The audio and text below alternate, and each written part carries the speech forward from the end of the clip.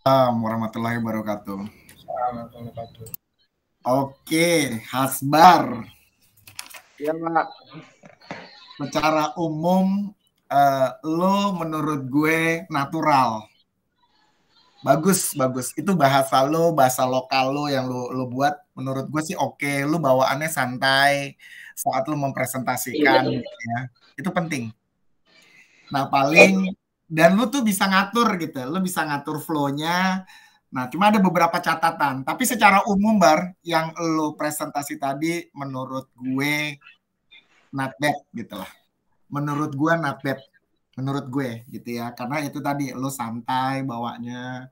Terus lo bawa bahasa daerah lo di dalam, lo berulang-ulang dengan bahasa lo. Itu tuh nggak apa-apa. Itu bagus gitu menurut gue. Oke, sekarang catatannya nih, Bar. Catatannya sedikit kok, nggak banyak gitu ya. Yang pertama, tolong saat kamu memulai, posisikan diri kamu bukan saya. Posisi kamu itu dari BPP. Kita selalu menyebut diri kita itu BPP. Bright Payment Point. Oh, bukan RTS, Pak ya? Bukan. Lu jangan pernah nyebut RTS. Nggak akan dikenal, bos. Ya. Siap. Nggak apa-apa. Makanya kan aku ralat nih. Ya, jadi jangan nyebut kata RTS. Pokoknya nyebutnya kami dari BPP. Kami dari BPP. Gitu. Ya, karena mereka kenalnya BPP. Bright Payment Point. Ya. Oke. Terus yang kedua, kan kamu tuh ngalir ya. Waktu kamu presentasi, kamu tuh ngalir gitu. Tapi kamu lupa gitu loh. Maksudnya, kita nih ada yang jadi asrotnya yang ngatur PowerPoint-nya kan. Harusnya lu bilang, next gitu. Jadi kita ganti. Kayak tadi kan si Anwar jadi bingung tuh. Masuk ke sini lu udah di sana. Lu masuk ke sini udah di sana gitu ya. Slide-nya ada yang double, Pak. Lihat tadi. Nggak, tergantung lu bro. Maksudnya lu mau yang kalau udah selesai di slide itu, lu bilang next. Nanti gue klik next. Kalau lu belum selesai, ya gue diam aja. Ya kan? Nanti kalau udah selesai, next, gue next gitu. Jadi flow-nya dapat bro. Siapa? Nah, terus yang berikutnya adalah arahkan aplikasi ini hanya untuk pangkalan, bos. Arahkan aplikasi ini hanya untuk pangkalan. Jadi kita berharap memang mereka itu wajib memakai aplikasi BPP ini gitu. Kenapa? Karena mereka punya Brilink, Hasbar. Jadi kompetitor kita nih sekarang, kita nih harus menggantikan Brilink yang udah ada dari BRI itu dengan BPP ini gitu. Gitu ya. Jadi kita mengarahkan dia, tadi kan kamu udah bilang ini menambah bisnis peluang itu bagus. Nah, cuma agak sedikit aja tambahan bahwa bisnis mereka yang sekarang berjalan ini kan adalah penjualan tabung gas LPG subsidi nih, Bar, yang 3 kilo. Yang warna hijau. Ya kan? Tabung melon, lu tau kan? Tabung melon kan? Ya. Nah, BPP ini itu untuk menambah bisnisnya mereka dari jualan tabung gas dengan menambah penjualan melalui dealer ini tuh kan dia berarti kan dapatnya untungnya berdouble-double ya gitu. Ya, Pak. Ya. Oke. Nah, yang berikutnya adalah tadi kamu bilang untuk masalah slide, buka slide dulu deh War, sorry biar lebih gampang sih Hasbar ini yang lihatnya. Balik ke slide dulu deh, gue coba dari awal.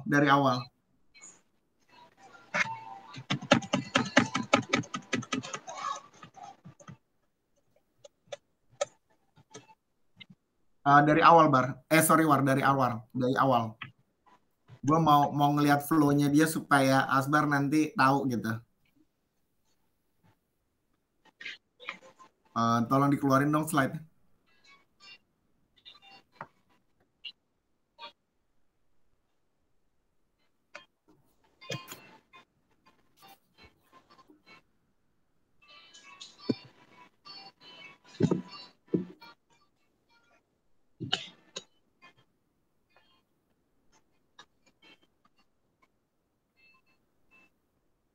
Oke. Slideshow dong, dibikin slideshow.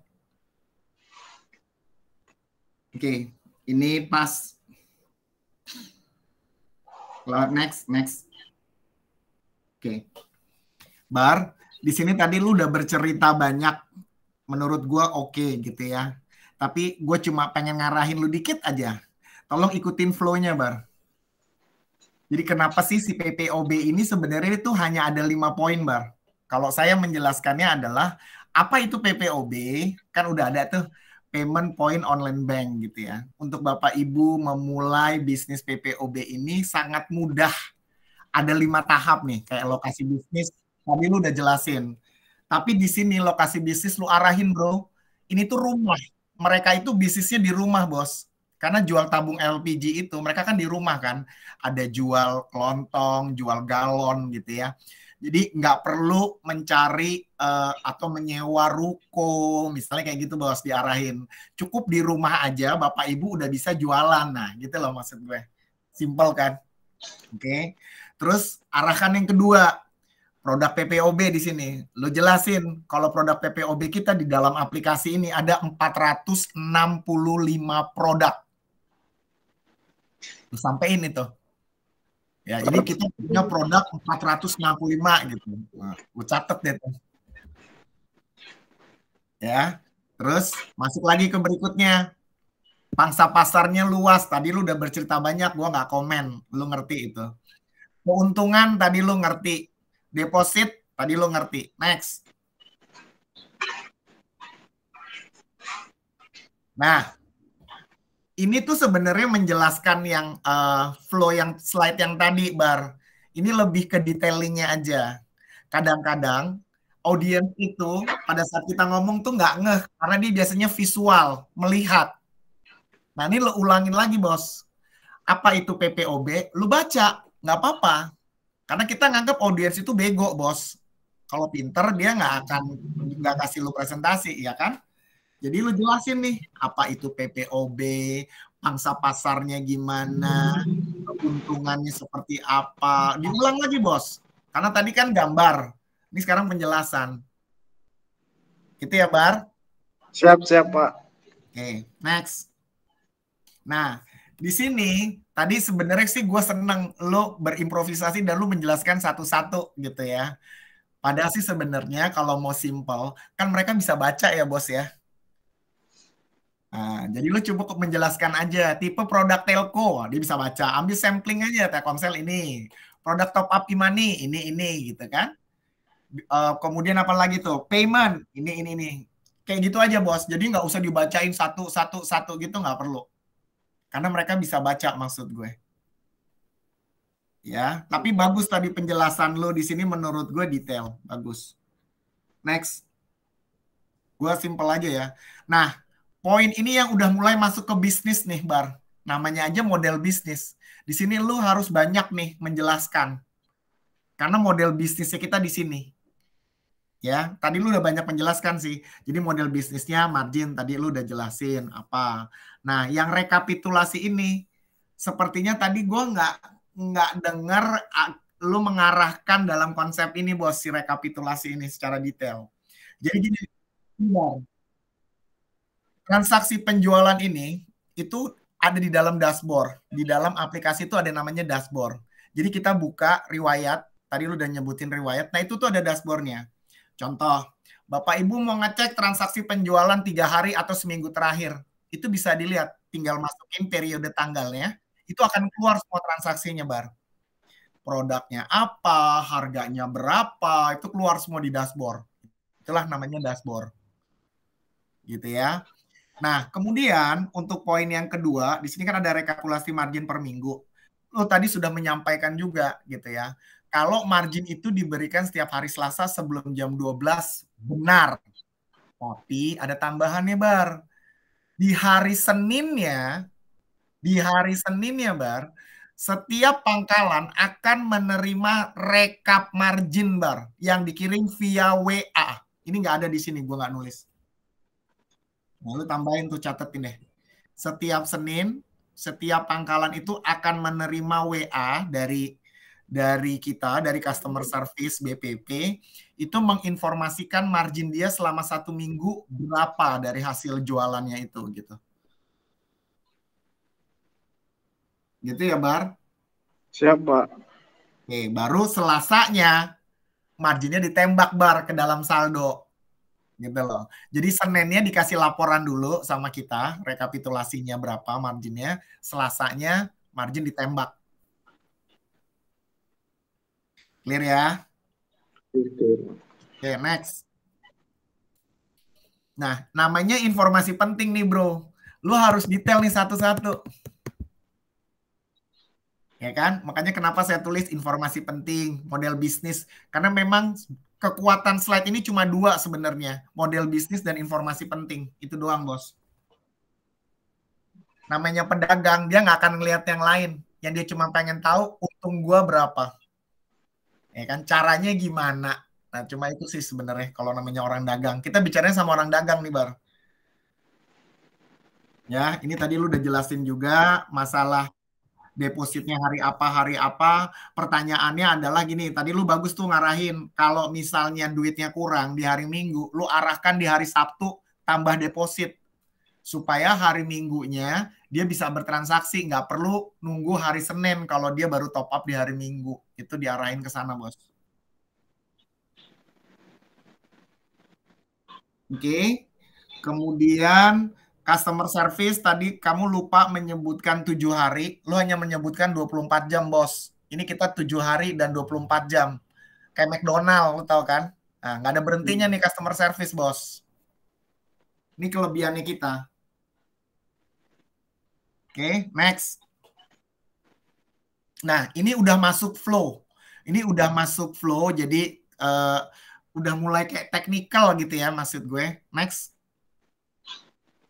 Nah, ini nggak perlu lu baca semua, Bar. Lu kasih sampling aja. Karena sebenarnya kan logo-logo ini melambangkan transaksinya ini gitu ya, Bar ya. Sampling aja lu ambil, Bar. Nggak usah lu sebutin semua. Karena mereka juga kan bisa baca. Gitu ya. Karena setiap klik konten ini, klik ini isinya apa. Klik ini isinya apa gitu ya. Ini yang udah masuk ke produk nih. Next.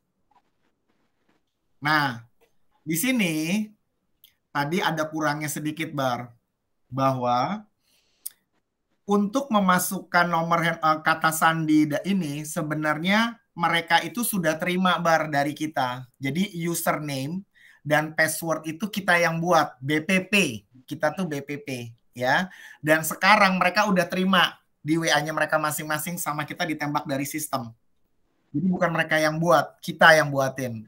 Nah, nanti mereka tinggal masukin tuh username sama password yang udah kita kirim ke WA-nya masing-masing. Gitu, Bar. Jadi besok nih, mereka udah punya tuh, Bar, di masing-masing. Setiap pangkalan tuh username-nya ada, password-nya ada. Hanya password-nya ini password standar. Jadi lu harus informasikan Bapak Ibu, password yang Bapak Ibu terima ini adalah password standar. Jadi harus dirubah supaya aman. Nah, merubahnya itu ada di aplikasi cara merubah password. Gitu. Tapi tadi lu sudah jelaskan juga kalau keblokir, bagus dengan penjelasan lu. Gitu ya, Bar? Siap, Pak. Ya, Terus next. kalau ini, Pak, nanya dulu, Pak. Ya. Yang tadi kan itu udah dibagikan semua nomor telepon. Seumpamanya ada yang baru mau daftar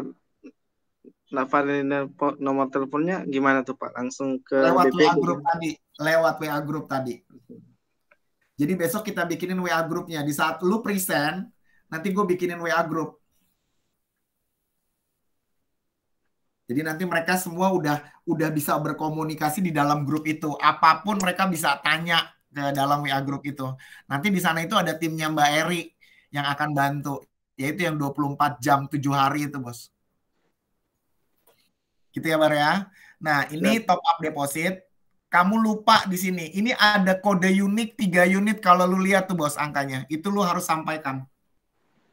Jadi, kalau mereka deposit, sistem itu akan memberikan 3 digit angka di belakang unik. Contoh, ini angkanya berapa sih? Gua nggak bisa lihat tuh, 295. Hah? 295.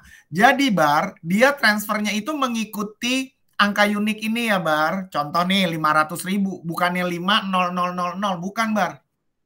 5000295. Paham ya? Jadi kode unik ini, itu yang create itu dari sistem. Yang buat itu sistem. Misalnya nih, Aris mau deposit. Pada saat dia deposit, dia memasukkan kode itu nanti akan dikirim tiga angka uniknya itu.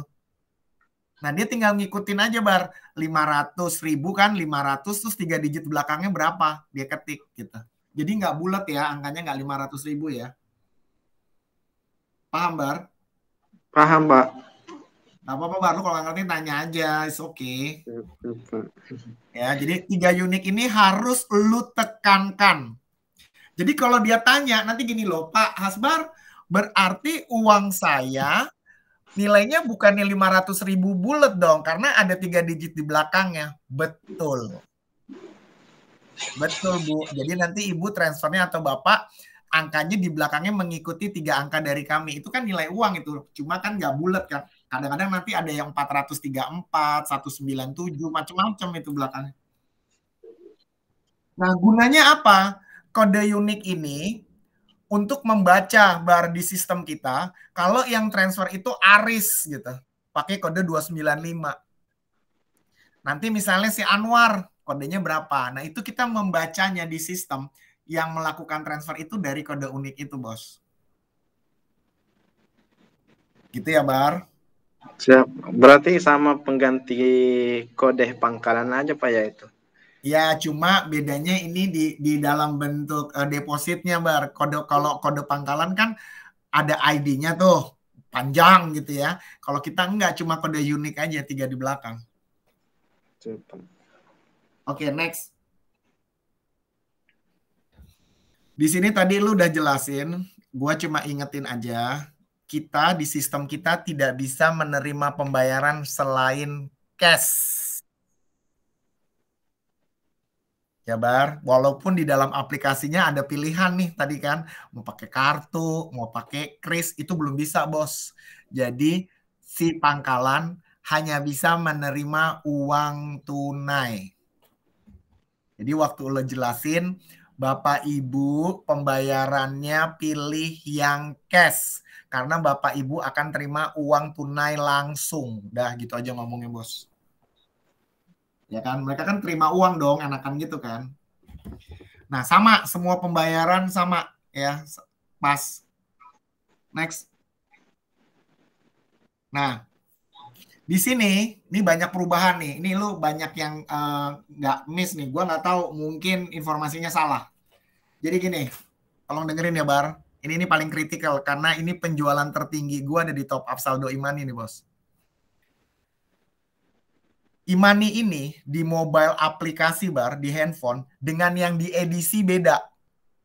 Materi yang disampaikan di sini, ini yang diedisi. Ini punyanya Bright Store sebenarnya.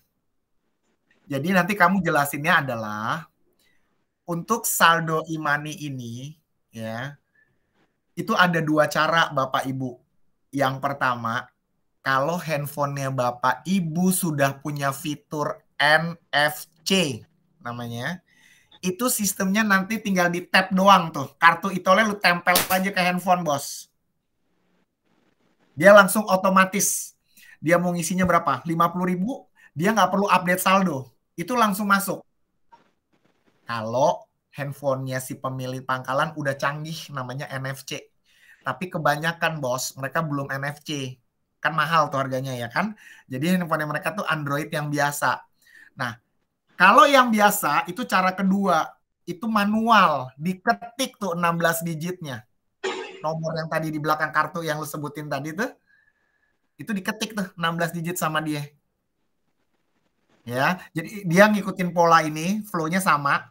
Pilih ini, terus masukin kode yang berapa yang mau di ini, pilih Imaninya berapa, bayar. Nah, terus dia ketik tuh angkanya 16 digitnya manual di handphone.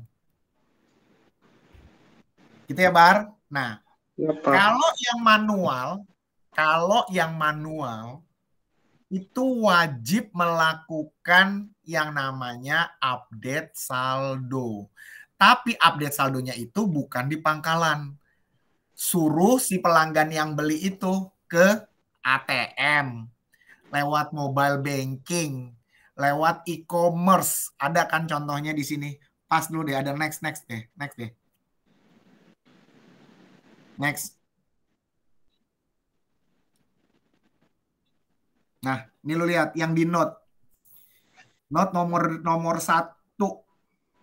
Update saldo Imani dapat dilakukan. Nah, ini kan pakai edisi. Kita handphone, Bos. ya ke ATM Bank Mandiri, mobile banking, kemudian lewat apa tuh e-commerce kayak Tokopedia, Bukalapak, itu yang ngerjain bukan pangkalan bos, tapi si usernya. Mereka sendiri yang harus melakukan update saldo, bukan kita. Jelas ya Bar ya, jadi ada dua versi nih Bar. Kalau yang handphonenya dia udah NFC, si pemiliknya punya NFC, itu langsung kartunya ditempel aja ke handphone, langsung otomatis saldonya masuk. Jadi nggak perlu update saldo. Tapi kalau yang handphonenya belum NFC, dia harus manual dan pelanggannya disuruh ke lokasi-lokasi ini untuk update saldo. Ada pertanyaan Bar di sini? Aman-aman, Pak. Jadi sisa masuk menu top up e-money, terus di tap aja kartunya kalau di MMC. Dia otomatis muncul ininya. Ya, cuma kan kadang-kadang mereka nggak ngerti NFC tuh, Bos. Jadi bahasanya pelan-pelan ya nanti ke mereka. Bisa kok didemokan besok, Pak, bisa. Karena gue juga udah MMC. Oke. Next. Ini sama, prinsipnya semua pembayarannya harus cash, ya Bar ya. Jadi semua transaksi yang ada di dalam aplikasi ini hanya bisa dilayani dengan pembayaran tunai, cash. Nggak ada yang lain. Oke. Next. Nah, khusus yang namanya pembelian tiket, Bar, mau dia tiket kereta api kek, mau tiket pesawat kek, yang lu tekankan adalah tidak boleh salah mengetik nomor KTP, Bos. Di sini nggak ada KTP, saya lihat. Ada, pasti ada yang ngisi KTP tuh. Kolomnya. Ada kan itu? Nggak ada. Asal, Pak, asal tujuan tenggang. Ada masukin nomor KTP itu. Lu kalau mau beli tiket pasti masukin nomor KTP, Bos. Dia aplikasi ini nggak ada, pas saya lihat di presentasi. Harusnya ada KTP nanti itu di situ. Nggak ada, dewasa, anak, bayi, itu aja. Nggak ada nomor KTP, nanti kita tekankan di sana. Karena kalau salah mengisi nih, tuh, lu lihat nomor 4. Operator melengkapi data sesuai dengan 16 digit KTP, Bos. Ya kan? Nah, kalau kita salah masukkan nomor KTP, secara transaksi di aplikasi kita bisa diproses, Bar. Tapi struknya itu pada saat dia bawa ke station atau dia bawa ke bandara untuk diterbitkan ke tiket nggak bisa, karena KTP-nya beda. Dan duit itu hangus, jadi nggak bisa diklaim balik. Nah, ini kan yang gue jelasin lo, hati-hati ini di sini. Karena nilai transaksi tiket kereta api dan pesawat tinggi loh, Bos. Mahal loh. Jadi jangan salah, itu yang disampaikan. Lo ingetin ke mereka. Karena transaksi paling tinggi secara harga pembelian itu di tiket kereta api dan tiket pesawat, kan harganya mahal kan. Ya, jadi dijelaskan aja penulisan 16 digit KTP nanti tidak boleh salah. Oke, next. Next, sama pesawat. Nah, untuk struk pembayaran, tadi ada banyak juga yang nggak mix, Bar. Jadi kalau struk pembayaran, kita tidak bisa kasih struk, Bar. Karena ini handphone, bukan edisi. Kalau edisi, iya bisa ngeprint. Dia ada yang namanya desktop printer, connect-nya by Bluetooth. Kalau ini handphone, nggak bisa, Bos. Jadi, si pemilik pangkalan kalau mau ngasih kwitansi, dia buka daftar riwayat transaksi, itu ada dalam bentuk PDF yang tadi lu sebutin. Capture screen, kirim via WA, itu kwitansinya kita. Clear ya? Jadi di handphone tidak bisa cetak struk. Tapi kita punya difasilitasi di sistem ini kwitansinya dalam bentuk PDF, masuk ke daftar riwayat yang tadi, Bar. Nah, daftar riwayat itulah yang di capture screen, kirim via WA. Atau kalau orangnya nggak minta, ya ditunjukin aja. Kalau ini udah sah, ada transaksi, ada kwitansi gitu.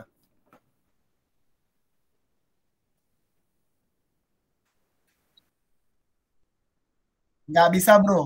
Nggak bisa. Kita belum bisa punya apa namanya, ada connecting dari handphone ke desktopnya kita nggak punya.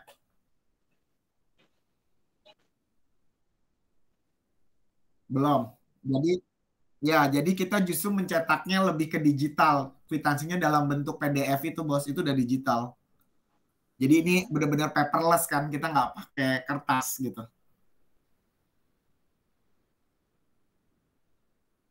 Bar, ada yang mau ditanya sebelum gue terus? Siap, aman Pak. Oke. Jadi, tunggu Pak. Kalau semuanya mau beli token listrik kan di situ kan ada nomor token. Kemudian dia untuk lihat nomor tokennya itu kalau dia nggak ada struknya gimana Pak di PDF itu ya? Ya kan di PDF itu, makanya aku bilang. Jadi kwitansinya itu ada, cuma dalam bentuk PDF di dalam handphone. Nanti si pangkalannya itu bisa di capture screen terus dikirim via WA kan PDF-nya itu kan, jadi ada tuh nomor tokennya itu 16 digitnya itu. Biasanya ada pelanggan yang nggak ada ini Pak, nomor dari telepon. Oh, benar nggak? Benar, itu benar, banyak kok Bos kayak gitu ya, mau nggak mau. Berarti si pangkalan harus mencatatin manual tuh Bos di kertas nomor tokennya. Itu boleh aja.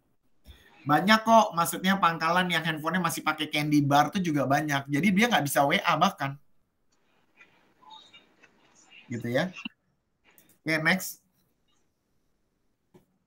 Nah, ini tadi lu udah jelasin, lu benar ambil sampling aja, nggak mungkin kita ngejelasin harga sebanyak itu. Jadi seperti kau bilang tadi, 5K untuk D6 Telkomsel, modalnya berapa, harga jualnya berapa, udah cukup. Selebihnya mereka bisa baca sendiri, karena materi ini nanti akan gua kirim di grup. Setelah lu selesai presentasi, kita pulang, itu baru gua kirim di grup supaya mereka bisa baca sendiri, pelajari lagi gitu. Oke. Mungkin itu dari gue, Bar. Secara umum udah oke sih, maksud gue. Hanya sedikit aja tadi message dari gue. Mungkin lo nanti bisa lo tambahin. Ntar gue akan lihat kalau lo udah kepetok, gue pasti bantu lo di sana. Nah, sekarang kita mulai masuk ke pertanyaan ya, Bar. Pertanyaannya kalau yang simple kita nggak usah bahas malam ini gitu ya. Gue kasih yang sulit aja. Lu catat nih, Bar.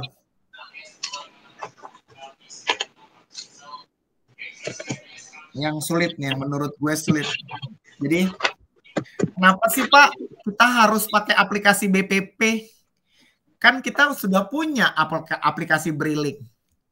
Lu pasti akan ditanya itu, Bos. Karena, seperti tadi dia bilang, pangkalan itu saat dia mendaftar ke Pertamina Retail untuk membuka bisnis pangkalan LPG, mereka wajib membuka rekening BRI. Pada saat mereka membuka rekening BRI, maka otomatis BRI masukin semua produknya ke dalam. Briling, Brimola, itu semua ada di dalam situ. Jadi aplikasi PPOB kita itu ada di Briling itu kalau di BRI. Nah, jawabannya adalah kalau pertama, dari sisi deposit, nomor 1 deposit. Kalau di BPP, Bapak Ibu hanya deposit Rp500.000, uang Rp500.000 itu bisa langsung dipakai untuk transaksi. Oke, 500.000 itu langsung Bapak Ibu bisa jualan langsung dalam bentuk saldo dan menjual produk PPOB. Nah, kalau di Briling itu mereka ada 2, Bar. 1, mereka deposit alat. Itu 2-3 juta dan uang itu mengendap di Bank BRI. Yang kedua, kalau dia mau jualan PPOB, dia harus tambahan deposit lagi di Bank BRI.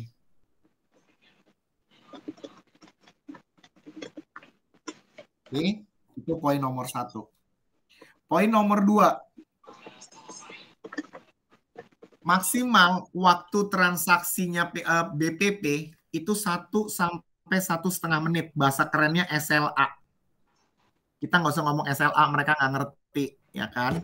Jadi lu cukup bilang transaksi di aplikasi kita maksimal waktunya itu sukses 1 sampai 1,5 menit. Sedangkan di BRI, Allahualam, nggak tahu berapa menit.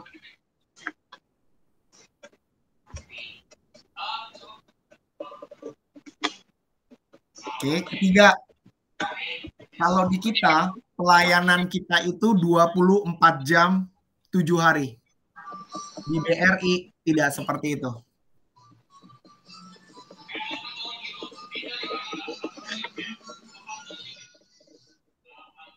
Yang keempat, dari sisi margin, Bapak Ibu lebih banyak mendapatkan margin di aplikasi BPP. Contoh, Denom 5K Telkomsel. Tadi lu ingat modalnya dia beli sama BPP berapa bar? 5.500. Harga jualnya berapa bar? 7.000. Oke. Kalau dia di Briling, modalnya dia 6.000, bos. Harga jualnya sama 7.000.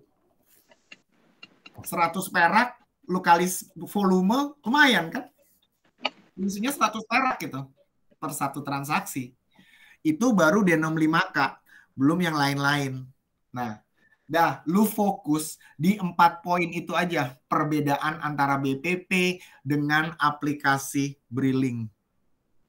Itu udah sangat menjawab. Nah, kalau sampai dia nggak mau berubah juga, nggak mau pindah, ya kita nggak bisa ngapa-ngapain gitu. Nah, itu perbedaan kenapa gue harus pindah dari Briling ke BPP 4 poin yang tadi. Ya, Bar ya. Nah, yang lain, paling nanti dia akan tanya gini, Pak, misalnya pertanyaan ringan-ringan sih. Kalau depositnya saya nanti setelah jam itu gimana? Nah, pertanyaan itu kayak gitu tuh. Seperti maksudnya bisa langsung masuk apa enggak? Oh, nggak bisa Ibu, karena butuh H+1. Makanya Bapak Ibu harus depositnya itu maksimal di hari Sabtu. Pertanyaannya kayak gitu. Terus kedua, Pak, kalau misalnya handphone saya nggak ada WA-nya gimana? Bisa nggak jualan PPOB ini? Bisa nggak Bar jualan kalau di handphonenya Candy Bar? Nggak bisa. Nggak bisa. Iya, nggak bisa lah bos, ya kan. Nah, untuk yang kayak gitu Bar, pasti Nggak nanti bisa ada. aplikasi. Kita arahkan gini aja Bapak Ibu, nanti kita catat ya nomornya, kita senanginlah hati mereka ya kan. Karena itu nggak bisa, tetap harus yang Android, versinya Android, nggak bisa yang Candy Bar. Terus nanti misalnya lagi ada pertanyaan, kalau misalnya transaksi saya gagal, uang saya kepotong nggak? Jadi Nggak. ada kalanya. Hah? Nggak kepotong. Nggak kepotong. Oke. Kalau Imani, misalnya dia transaksi, ternyata update saldonya gagal, dia nggak bisa, orangnya marah-marah, terus gimana dong? Duitnya dia balik apa nggak? Duitnya si pangkalan modalnya? Harusnya sih balik kalau nggak jadi transaksi, batal transaksi. Ya, jadi kalau untuk Imani, kalau memang transaksi itu sudah terproses di sistem, dan customernya tidak sabar menunggu 3 kali 5 menit, 15 menit, biasanya kan ditinggal tuh bro, sama si customernya, ya kan? Uangnya si depositnya pangkalan tuh udah kepotong sebenarnya. Udah kepotong, tapi nanti sama CS-nya kita diretur duitnya, dikembalikan ke saldo. Karena itu bukan kesalahannya si pangkalan kan. Tapi karena customernya yang nggak sabar maki-maki gitu kan, terus ditinggal gitu kan, berarti kan transaksi nggak jadi, tapi kan depositnya udah kepotong tuh. Nah itu dikembalikan Bar nanti. Nah pertanyaannya lebih ke seputar yang kayak gitu-gitu sih Bar kalau menurut gue. Nanti kalau lu kira-kira mentok, gue yang jawab gitu. Tapi sebisa mungkin gue meminimize gue ngomong nanti di sana. Siapa? Gitu ya Bar. Oke. Secara umum kalau gue lihat sih cukup gitu ya. Maksudnya tadi beberapa poin-poin yang udah gue sampaikan ke lu, itu hanya lu tambahin sedikit aja sih kalau menurut gue. Ada yang mau ditanya? Aman, Pak.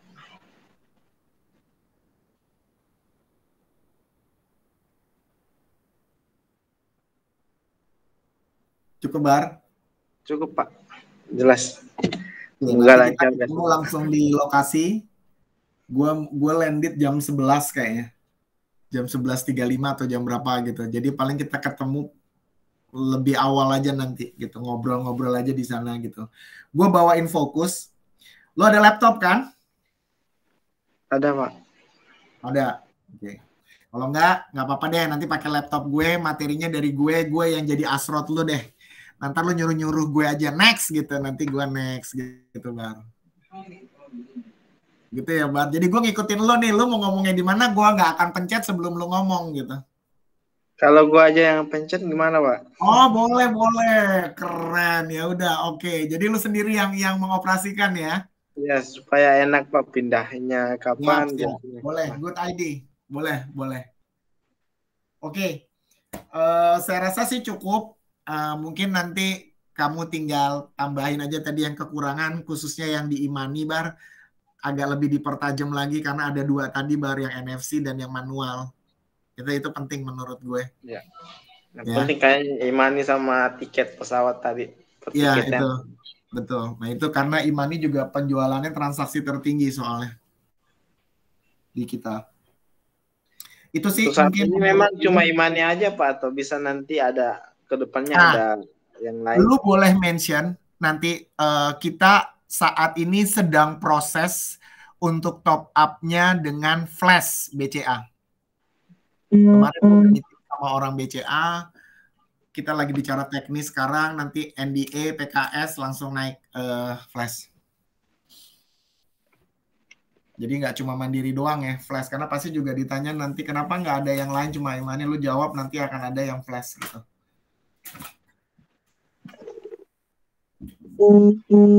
Itu sih kalau dari gue kayaknya cukup, Mas Anwar.